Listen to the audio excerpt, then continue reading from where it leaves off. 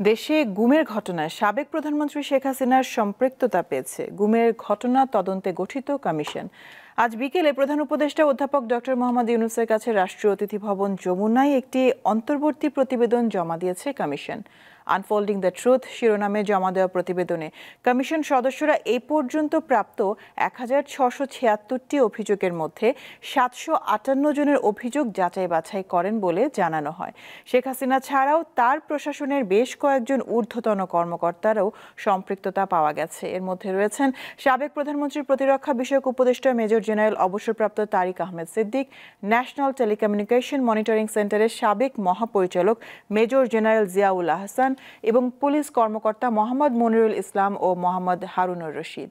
গুমের শিকার ব্যক্তিদের বিচারিক প্রক্রিয়া শুরু এবং র্যাব বিলুপ্তির সুপারিশ করেছে কমিশন।